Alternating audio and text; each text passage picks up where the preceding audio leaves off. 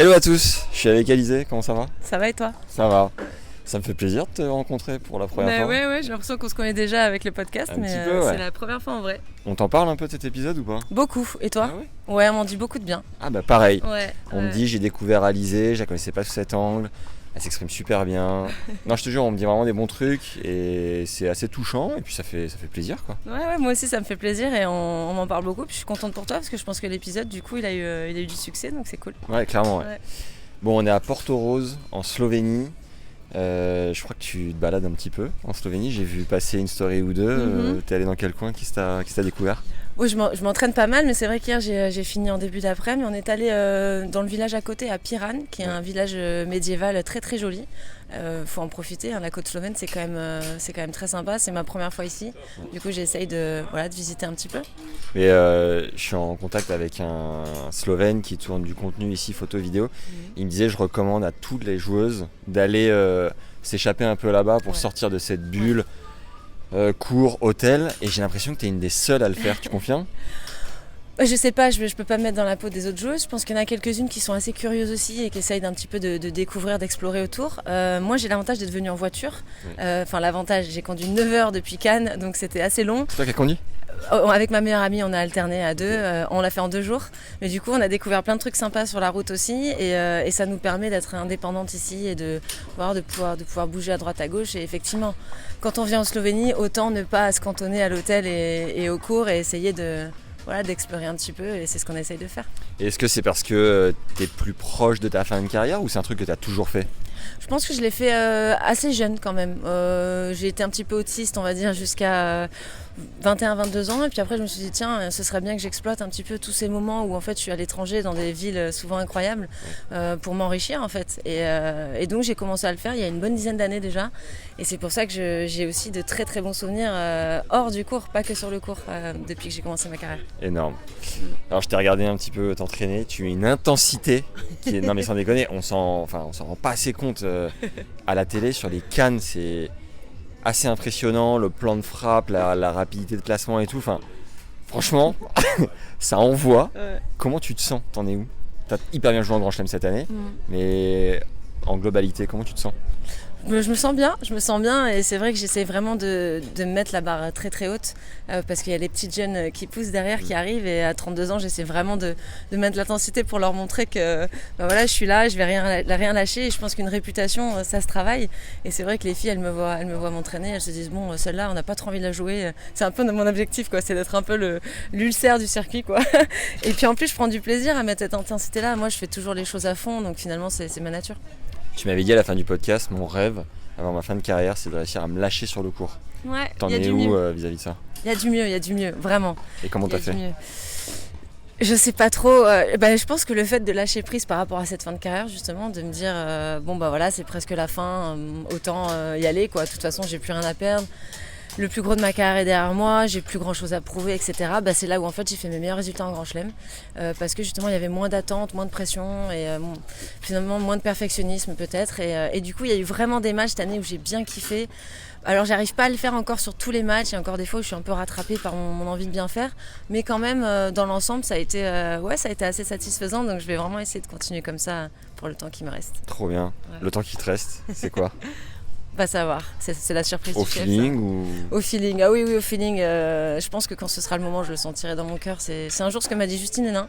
À la Open Cup, elle m'a dit de toute façon, tu sais, quand ce sera l'heure de partir du circuit, tu le sentiras et ce sera une évidence. Donc j'attends l'évidence. Mais pour l'instant, l'évidence, c'est que j'ai encore des choses à donner sur le cours. Bon conseil Justine.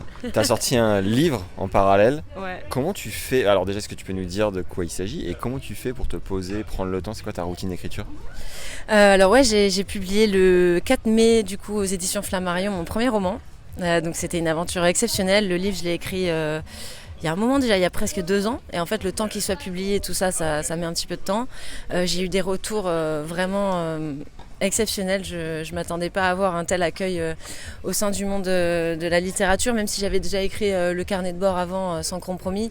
C'était quand même pas vraiment... Là, c'est vraiment un roman qui n'a aucun rapport avec le tennis. Ça se passe dans les années 60, c'est l'histoire de 3 femmes inspirées de ma vie de famille. Et donc il y a eu ça, il y a eu les grands chelems, il y a eu beaucoup d'émotions cette année. Et puis de voir finalement que que le livre plaît à tout le monde finalement, ça me donne envie de continuer pour la suite. Et ma routine, c'est juste d'écrire quand j'ai le temps, dans les avions, beaucoup dans les avions, dans les chambres d'hôtel, dans les tournois quand j'ai un peu de temps. Tu peux nous pitcher le livre ? Ouais, en fait c'est l'histoire de 3 femmes, une mère et ses 2 filles. Donc c'est inspiré de l'histoire de ma grand-mère et de ma tante et de ma mère.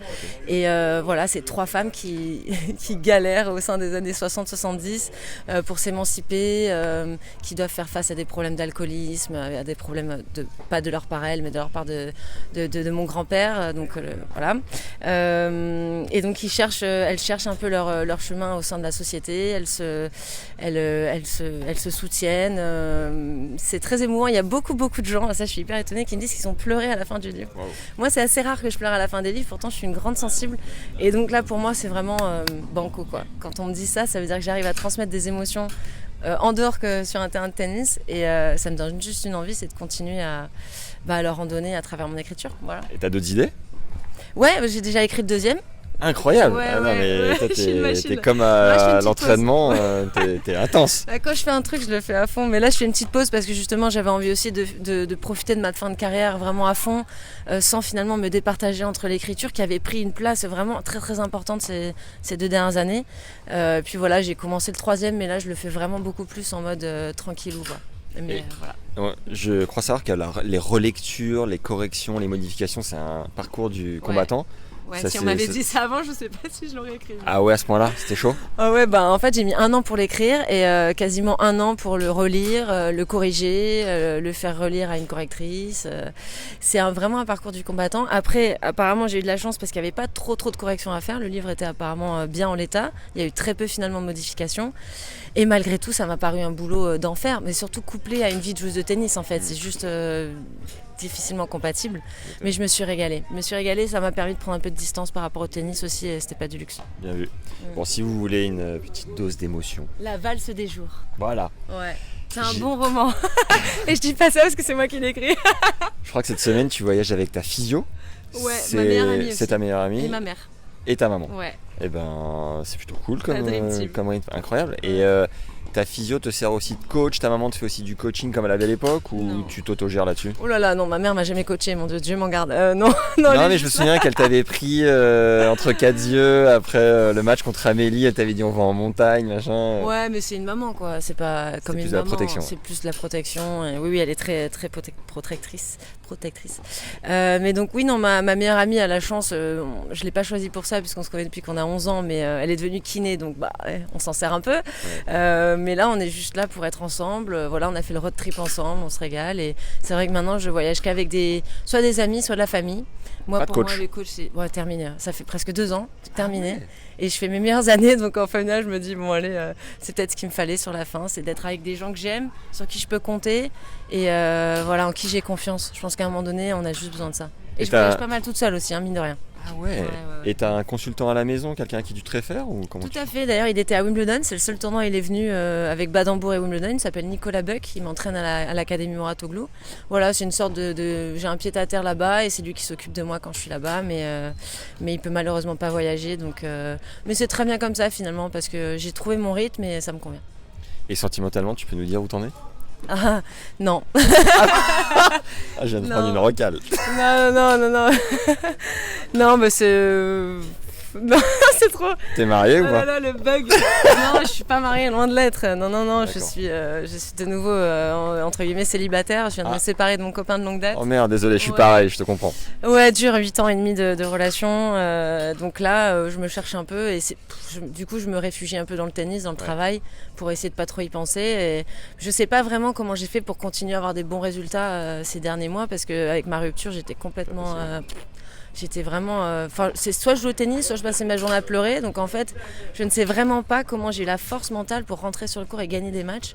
Ça fait quand même 5-6 mois. Donc, et malgré tout, je pense qu'on a tellement l'habitude de compartimenter en tant que joueur de tennis qu'il y a une sorte d'état d'esprit qui se met en place. Quand on rentre sur le court, on est en mission et finalement, il n'y a plus rien d'autre qui compte, quoi.